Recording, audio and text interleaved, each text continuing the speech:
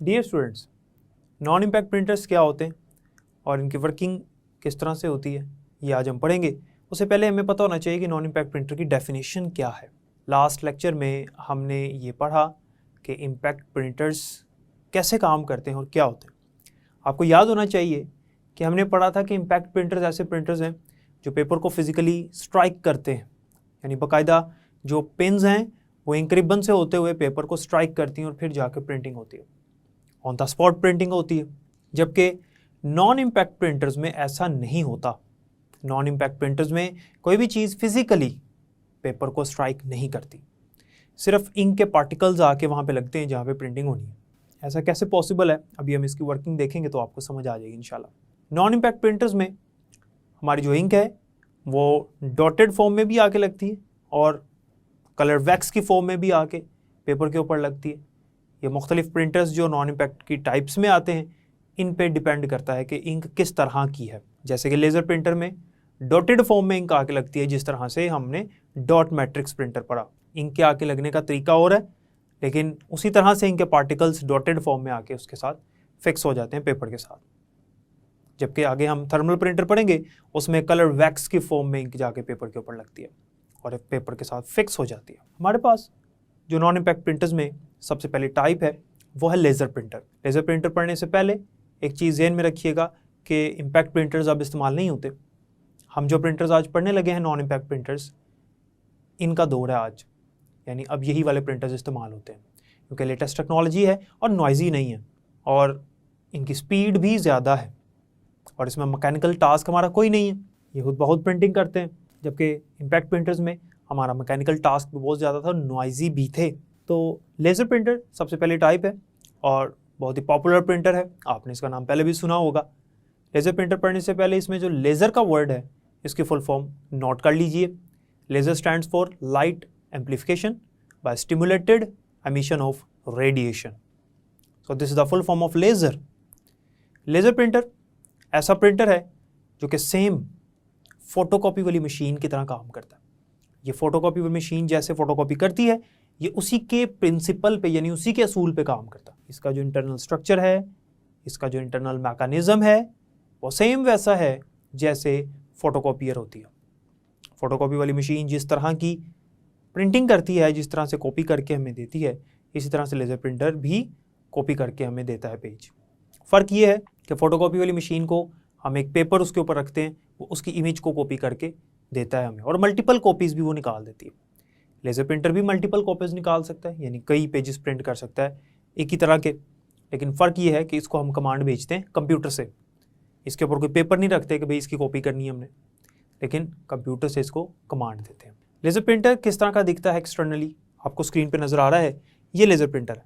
इसकी शेप इस तरह की होती है, डिफरेंट कलर्स होंगे, डिफरेंट मॉडल्स होंगे, लेकिन ये लेज़र प्रिंटर इस तरह का होता है। लेज़र प्रिंटर के अंदर जो इंक होती है वो पाउडर फॉर्म में होती है और लेज़र प्रिंटर की जो इंक पाउडर फॉर्म में है वो जब पेपर पे आके लगती है तो वो इंक के जो डॉट्स हैं, यानी इंक जो है वो डॉटेड फॉर्म में आके पेपर के ऊपर लगती है।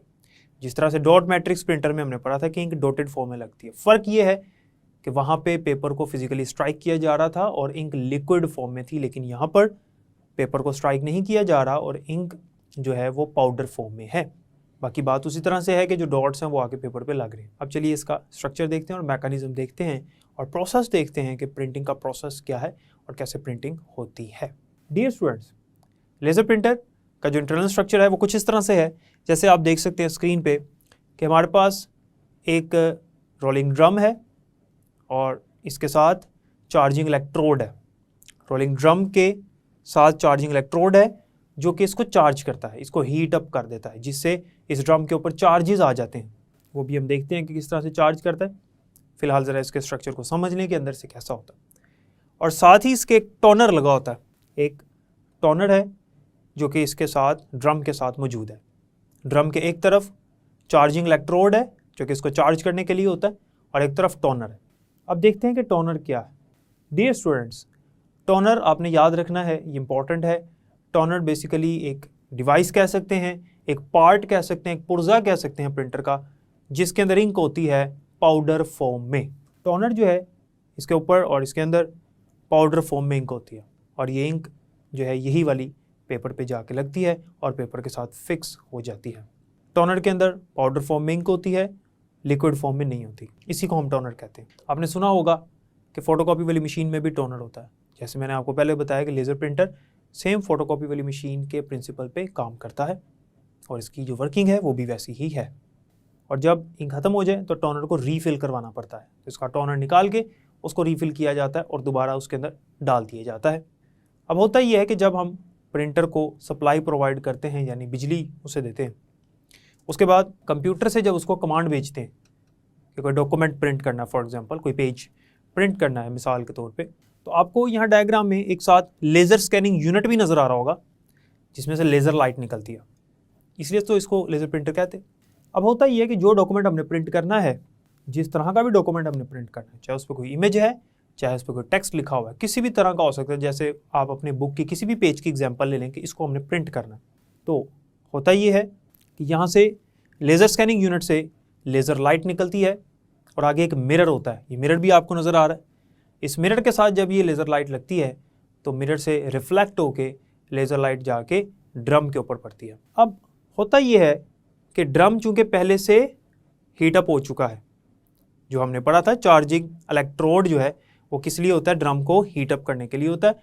और जैसे ही ड्रम हीटअप होता है उसके ऊपर चार्जेस आ जाते हैं। याद रखिएगा लेज़र प्रिंटर के अंदर वाला ये स्ट्रक्चर है। लेज़र प्रिंटर जो है वो एयर टाइट होता है, बाहर से अंदर उसके हवा नहीं पास हो सकती, एयर नहीं जा सकती। सेम इस तरह से फोटोकॉपी वाली मशीन होती है।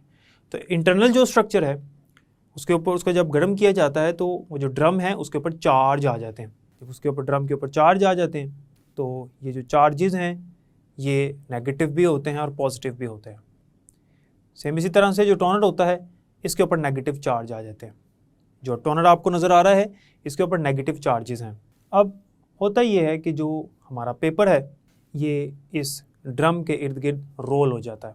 अब यहाँ लेज़र स्कैनिंग यूनिट से जब लेज़र लाइट निकली और मिरर को लगी, रिफ्लेक्ट होके सीधा पड़ गई किसके ऊपर, ड्रम के ऊपर जो पेपर लगा हुआ उसके ऊपर। और ये जो मिरर था हमारा, इस मिरर में वो इमेज मौजूद थी जो इमेज हमने प्रिंट करनी है, या जो डॉक्यूमेंट हमने प्रिंट करना है उसकी इमेज है ये। आप इसको इस तरह से समझ लें कि जिस तरह से एक प्रोजेक्टर होता है, लाइट निकलती है प्रोजेक्टर से, प्रोजेक्टर के आगे जो लेंस होता है उसमें से एक लाइट पास होती है और सामने जो स्क्रीन है उस स्क्रीन के ऊपर इमेज या वीडियो हमें बनी हुई नज़र आती है। सेम इसी तरह से जब लेज़र लाइट निकलती है, मिरर पे लगती है, तो मिरर से जो इमेज है वो लेज़र लाइट के साथ रिफ्लेक्ट होके पेपर के ऊपर बन जाती है। और जहाँ जहाँ पर प्रिंटिंग करनी है, यानी जहाँ पर टेक्स्ट है, पेपर के जहाँ पे टेक्स्ट है या जहाँ पे इमेज है, वहाँ पे शेडो आ जाएगा यानी ब्लैक एरिया आ जाएगा। और जहाँ पर प्रिंटिंग नहीं करनी वहाँ पे वाइट एरिया होगा। ठीक हो गया। अब जहाँ पर ब्लैक एरिया है, जहाँ पे प्रिंटिंग करनी है, वहाँ पे पॉजिटिव चार्जेस रह जाएंगे और लेज़र लाइट जो पड़ रही है, जो लेज़र स्कैनिंग यूनिट से निकल के ड्रम पे पड़ रही है, वहाँ से सारे के सारे पेपर के ऊपर से, ड्रम के ऊपर से जो नेगेटिव चार्जेस हैं वो रिमूव हो जाते हैं, वो डिसअपीयर हो जाते हैं। अब ड्रम के ऊपर सिर्फ और सिर्फ पॉजिटिव चार्जेस रह गए हैं। और पॉजिटिव चार्जेस कहाँ पर रह गए हैं, जहाँ पर शेडो था। और शेडो कहाँ पर था, जहाँ पे प्रिंटिंग करनी है। आसान अल्फाज में समझाऊं तो हमारा जो ड्रम है उसके ऊपर पेपर है और पेपर पे वो इमेज बन चुका है जो हमने प्रिंट करना है। जहाँ पे प्रिंटिंग होनी है, जहाँ पे टेक्स्ट है, जहाँ पे तस्वीर है, जहाँ पे कुछ भी हमने प्रिंट करना है, उसका शेडो आ चुका है, वहाँ पे डार्क एरिया हो चुका है। और चार्जेस जो हैं वो पेपर के ऊपर सिर्फ उस जगह पर हैं जहाँ पर प्रिंटिंग करनी है, क्योंकि वहाँ पर शेडो था, वहाँ पे डार्क एरिया था। लेज़र ने क्या किया कि जो लेज़र लाइट जब उसके ऊपर पड़ी तो जो नेगेटिव चार्जेस थे ड्रम से के ऊपर जो पेपर है वहाँ से डिसअपीयर हो गए नेगेटिव चार्जेस। और जहाँ पर प्रिंटिंग नहीं करनी थी, वहाँ शेडो नहीं था, वहाँ से भी चार्जेस चले गए। चार्जेस सिर्फ वहाँ पर मौजूद हैं जहाँ पर प्रिंटिंग करनी है। अब आपको पता है कि नेगेटिव और पॉजिटिव चार्जेस एक दूसरे को अट्रैक्ट करते हैं। Unlike charges attract each other.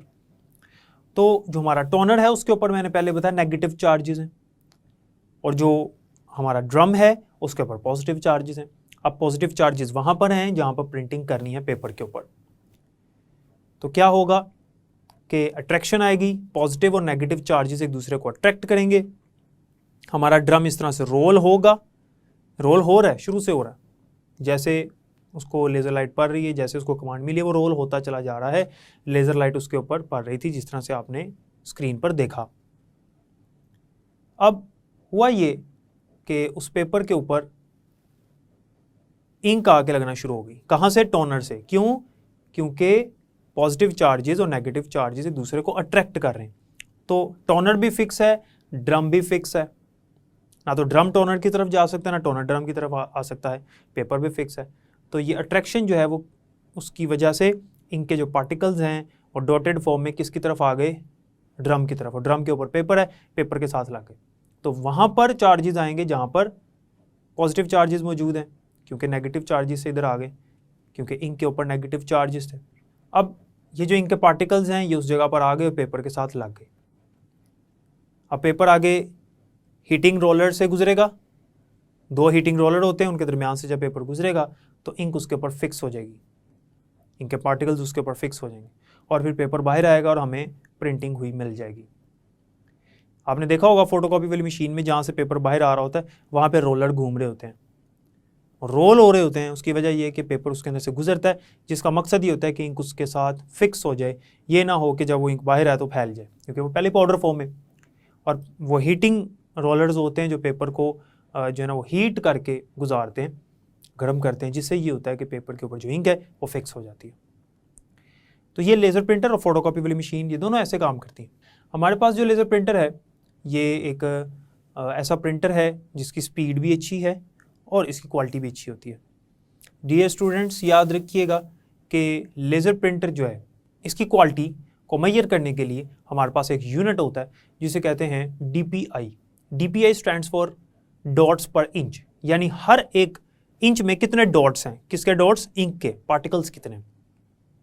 तो याद रखिएगा इसके अंदर हमारे पास 300 to 1200 DPI इसकी क्वालिटी है।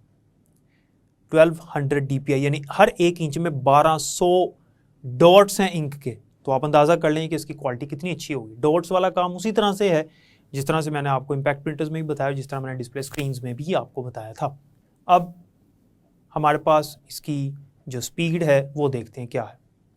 लेज़र प्रिंटर की जो स्पीड है वो 4 to 32 पेजेस पर मिनट है, ओनली टेक्स्ट पेजेस, यानी वो पेजेस जिनके ऊपर सिर्फ टेक्स्ट है, कोई इमेज वगैरह नहीं है। तो इसकी स्पीड कितनी होगी? 4 to 32 पेजेस पर मिनट। एक मिनट में 4 से 32 पेजेस प्रिंट करने की सलाहियत रखता है। और अगर दरमियान में कोई इमेज आती है तो स्पीड थोड़ी सी स्लो हो जाएगी, यानी वेरी करती है स्पीड। और ये जो स्पीड है ये किसके साथ है? For micro computers. अगर ये प्रिंटर कनेक्टेड होगा माइक्रो कंप्यूटर्स के साथ। माइक्रो कंप्यूटर्स वो होते हैं जो हमारे घरों में यूज़ होते हैं। और अगर हम इसको मेन फ्रेम कंप्यूटर्स के साथ अटैच करें, जो कि बड़े कंप्यूटर्स होते हैं, एक्सपेंसिव होते हैं, फास्ट भी होते हैं, उनकी मेमोरी स्पेस भी ज़्यादा होती है, तो इसकी स्पीड बढ़ जाएगी और 200 पेजेस पर मिनट हो जाएगी। इसकी स्पीड और इसकी क्वालिटी आपने याद रखनी है, बोर्ड के हवाले से इंपॉर्टेंट है, MCQ में भी पूछ सकता है। डियर स्टूडेंट्स, लेज़र प्रिंटर उम्मीद है कि आपको समझ आ गई होगी इसकी वर्किंग। आपकी बुक में उसने लिमिटेड सा लिखा था, लेकिन मैंने डिटेल से आपको एक्सप्लेन कर दिया with the help of image. आपने देख लिया कि किस तरह से लेज़र प्रिंटर जो वर्क करता है। हमारे पास जो दूसरी टाइप है नॉन इम्पैक्ट प्रिंटर की, वो है inkjet printer. Dear students, inkjet printer laser printer की निस्बत डिफरेंट है। इसके अंदर टोनर नहीं होता, इसके अंदर हमारे पास नोजल्स होती हैं। बाकी प्रिंटिंग करने का जो मैकेनिज़्म है चार्जेस वाला वो सेम है कि पेपर के ऊपर चार्जेस हैं और जो नोजल्स हैं उनके अंदर इंक होती है, उसके ऊपर भी चार्जेस हैं। तो इसके अंदर 4 टाइनी नोजल्स होती हैं, यानी छोटी छोटी नोजल्स होती हैं।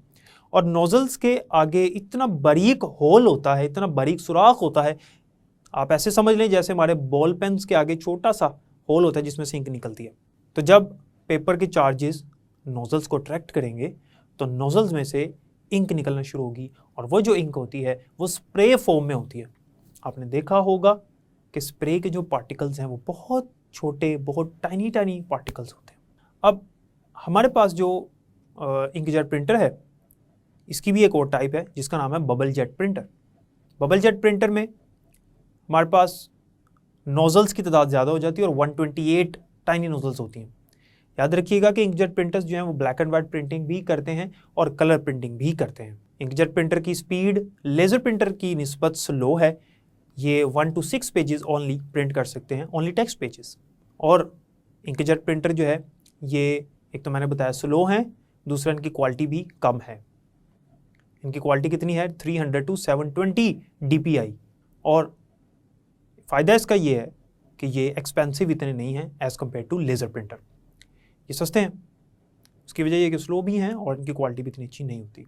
थर्ड और लास्ट टाइप है हमारे पास नॉन इम्पैक्ट प्रिंटर्स की, थर्मल प्रिंटर। थर्मल प्रिंटर आप स्क्रीन पर देख सकते हैं कि आपने देखे भी होंगे मुख्तलिफ जगहों पर कि थर्मल प्रिंटर कैसा दिखता है।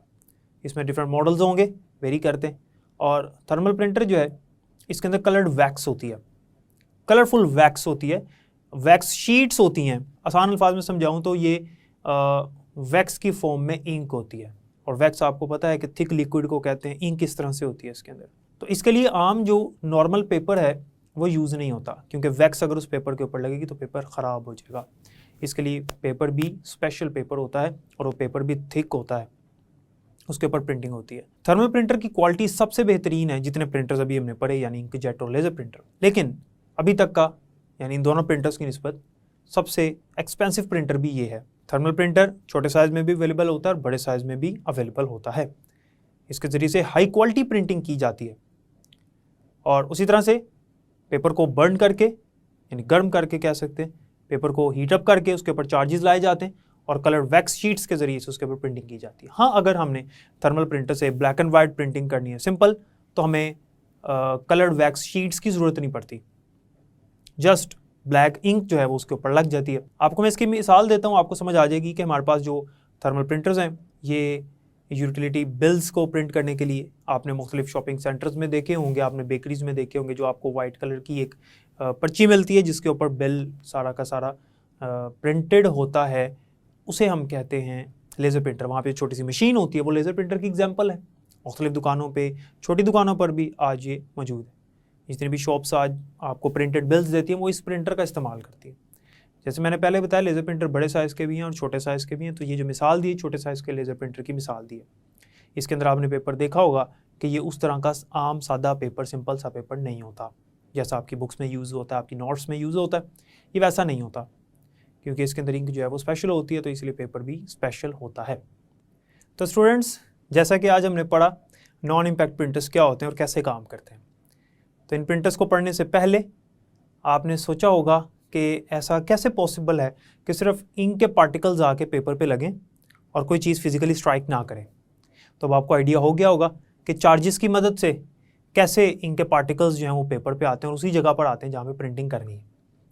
जैसे हमने लेज़र प्रिंटर पढ़ा, सेम इसी तरह से चार्जेस जो हैं वो पेपर पे आते हैं, पेपर को हीटअप किया जाता है, पेपर चार्ज हो जाता है और चार्जेस सिर्फ उस जगह पर आ जाते हैं बाद में जहाँ पर प्रिंटिंग करनी है। और जहाँ से इंक आती है उसके ऊपर ऑपोजिट चार्जेस होते हैं और फिर अट्रैक्शन की वजह से जो इंक के पार्टिकल्स हैं वो आके उसी जगह पर फिक्स हो जाते हैं जहाँ पे प्रिंटिंग करनी है। तो ये इन प्रिंटर्स का मैकेनिज़्म था जो कि मैंने आपको बुक से भी थोड़ा ज़्यादा डिटेल में बता दिया। इनकी स्पीड और इनके अंदर जो इंपॉर्टेंट पॉइंट्स हैं वो आपने याद रखने हैं। उम्मीद है कि आप इसको रीड आउट करेंगे। लॉन्ग क्वेश्चन भी है और इसमें से कोई एक डेफिनेशन शॉर्ट में भी आ जाती होती है। नेक्स्ट लेक्चर में इंशाल्लाह हम प्लॉटर्स वाला टॉपिक स्टार्ट करेंगे और स्पीकर्स के बारे में पढ़ेंगे और मेमोरी मेजरिंग भी आपको पढ़ा दूंगा। तब तक के लिए मुझे इजाज़त दें, अपना बहुत ख्याल रखिएगा। अल्लाह हाफ़िज़।